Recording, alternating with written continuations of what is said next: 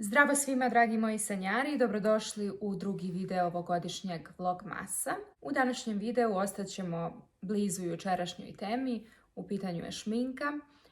Juče smo prošli kroz celu kolekciju moje šminke, proizvoda koje najčešće koristim, a danas ćemo proći kroz top 5 make-up lookova na koje sam najponosnija. Neki od njih ste vidjeli na mom Instagramu, a neki možda niste. Željela bih da o njima pročaskamo u današnjem videu. Ajde da krenemo.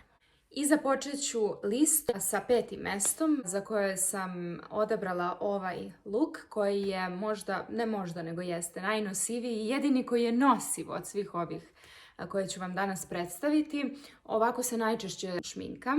Bronzer koji je mat, eyeliner Golden Rose po kome sam vrlo prepoznatljiva, senke koje vrlo diskretno izgledaju, uglavnom su one u boji kože, i olovka koja mi je omiljeni komad šminke u boji kože naravno, i takav neki i ruž.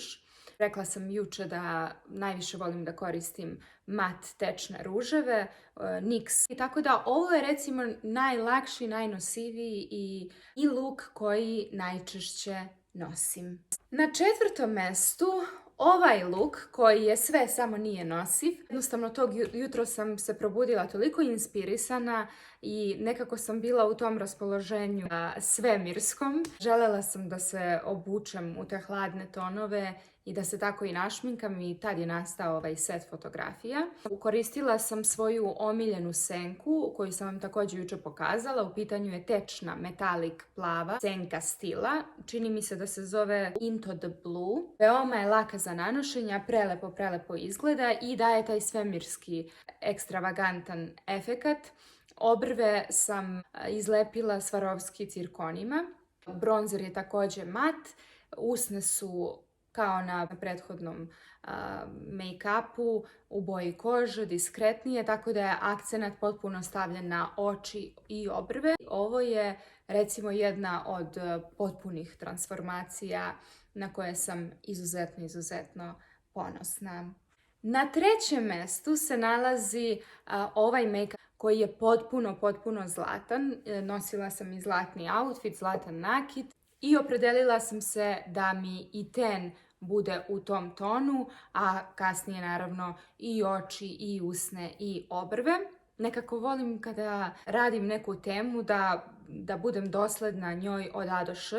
Koristila sam onu senku o kojoj sam vam juče pričala, Juicy Couture tečnu, koju sam na ovom make-upu koristila i kao ruž i kao senku i za obrve. Dakle, uopšte vam nije potrebno za neke potpune transformacije veliki broj proizvoda. Ukoliko ste maštoviti, vi jedan proizvod možete upotrebiti na mnogo načina. Ovaj može čak da se koristi i kao highlighter, da ima te svetlucave kristalčiće krupnije, ali to ako nije svakodnevni make-up, to je svakako nešto ekstravagantnije, posebnije. Tako da ukoliko ste maštoviti i ukoliko upotrebljavate svojih 10 prstiju na pravi način, to može da izgleda jako ekstravagantno, maštovito i originalno. Mene ovaj look podsjeća na one stare u magazinima reklame za Cavalli, za Versace, kad su one manekinke imale taj vlažan make-up ili potpuno zlatan. Ovdje nosim i svetliju periku, nekad sam se tako farbala, međutim moj kvalitet kose to ne može da izdrži, tako da kad god se uželim tih tonova ja stavim periku. Uvek preporučujem kada se rade ove potpune transformacije da se ne zaborave obrve, jer obrve zaista mogu da promene izgled čitavom licu. Kao što smo u prethodnom luku njih izlepili Swarovski kristalima, tako u ovom su one potpuno zlatne i mislim da to nekako doprinosi toj drastičnoj promjeni i doslednosti samoj temi koja je ovdje bila ta zlatna kraljica, princeza, kako god. Moja mama ovaj najviše voli i ja sam na ovaj izuzetno ponosna. Na 2. mestu je ovaj duga look. Jako sam bila inspirisana svim onim fotografijama na temu duge. pošto znate da volim i da kuvam, često gledam i one makarons i cupcake-ove u bojama duge, tako i make-up lookove, pošto mnogo volim da se šminkam.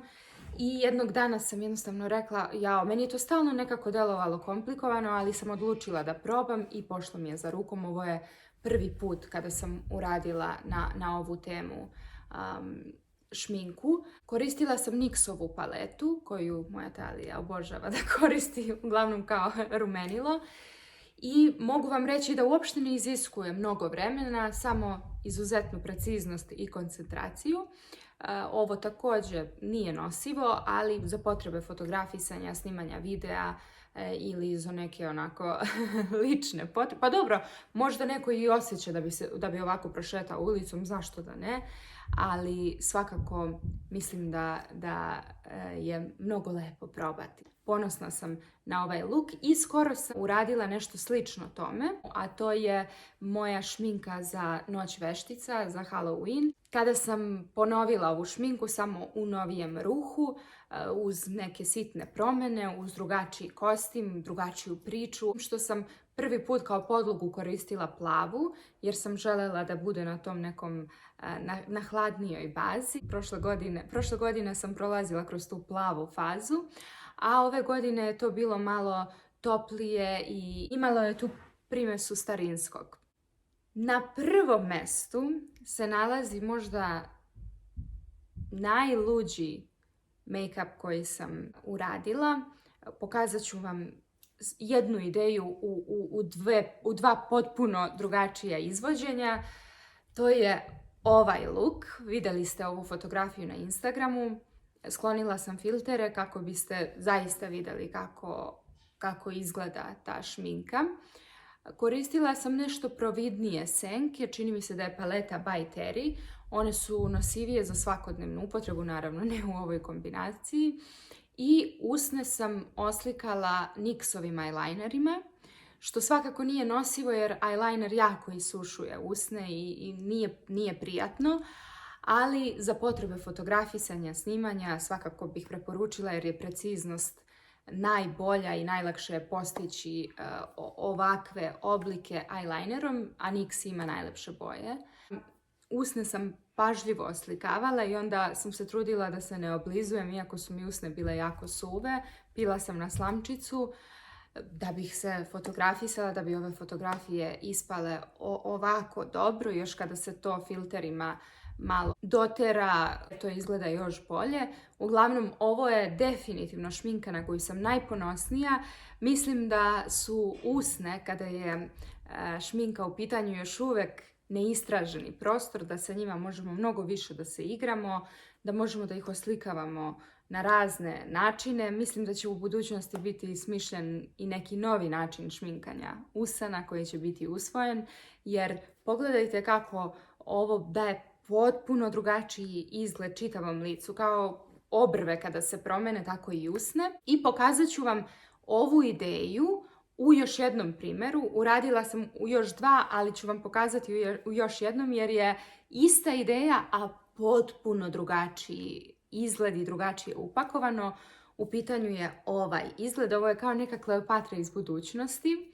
Nosila sam crnu periku, a na prethodnom roze, tako da je to potpuno druga priča. Hladniji je make-up, oštar eyeliner, te Kleopatrine oči koje jako volim da radim i često ih radim. Mat bronzer i usne koje su oslikane približno isti oblici, samo druge boje, hladni izraz, hladnija haljina, hladnija pozadina. Mislim da je sam izraz dosta hladniji, misteriozniji, dublji. Dakle, isti način šminkanja možete upakovati sasvim drugačije. Svakako mislim da je dovoljna jedna tehnika šminkanja uz malo ideje i mašte. Jednu tehniku možete predstaviti na mnogo različitih načina. I samo da opustim ruku, to moja drugarica Tamara koju pozdravljam ovom prilikom, ona je izvanredna šminkerka, kaže opusti ruku, opusti i samo pusti mašti na volju, opustim ruku, pa šta i ako pogrešim, uvek postoji način da se to ispravi. I to je bilo 5 make-up lookova na koje sam najponosnija. Pišite mi u komentarima koji se vama najviše dopao. Hvala vam na pažnji, hvala vam na divnim porukama. Ukoliko vam se dopao ovaj video, pritisnite like i pretplatite se na moj kanal. A mi se vidimo sutra sa novim videom. Uživajte, volim vas i ljubim. Mua.